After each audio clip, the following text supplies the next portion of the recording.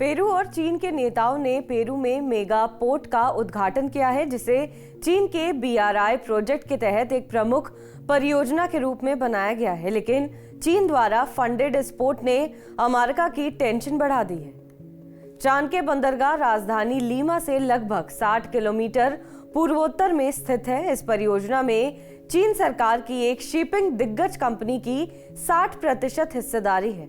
बताया जा रहा है कि इस प्रोजेक्ट की लागत $3.6 बिलियन है।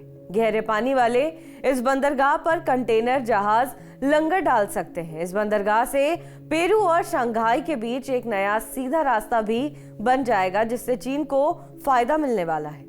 अब तक दक्षिण अमेरिका और एशिया के बीच आने जाने वाले जहाज मुख्य रूप से अमेरिका या मैक्सिको से होकर गुजरते हैं। इस मेगा पोर्ट को दक्षिण अमेरिका में चीन की बढ़ती मौजूदगी के रूप में देखा जा रहा है।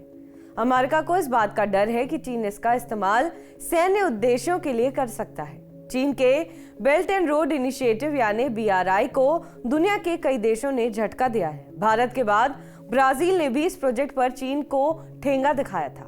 पेरू की राजधानी लीमा से लगभग 68 किलोमीटर उत्तर में स्थित चाणक्य एक छोटा मछली पकड़ने वाला शहर है, जिसकी आबादी लगभग 60,000 है। ये एक प्राकृतिक गहरे पानी का बंदरगाह है। चीन ने 2019 में यहाँ निर्माण शुरू किया और China ocean shipping group company या कॉस्को अब बंदरगाह का 60% हिस्सेदारी रखता है।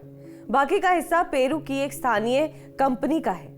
चाणक्य बंदरगाह बन जाने से लैटिन अमेरिका से एशियाई बाजार में निर्यात करना आसान हो जाएगा।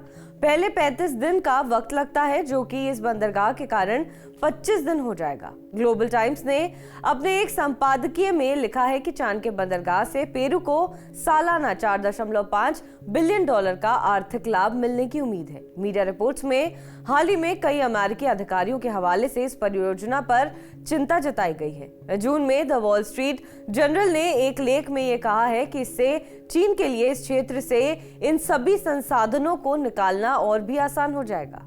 इसलिए अमेरिका के लिए चिंता का विषय होना चाहिए। अमेरिका के लिए ये इसलिए भी झटका है क्योंकि लंबे समय से अमेरिका इस क्षेत्र में प्रमुख खिलाड़ी बना हुआ है। सहायता और ऋण देने के साथ साथ महाद्वीप की सरकारों में हस्तक्षेप भी करता रहा है। इसके साथ ही अमेरिका यहाँ के संसाधन जैसे तेल और कीमती धातुओं को भी अपनी नीतियों से प्रभावित कर रहा है।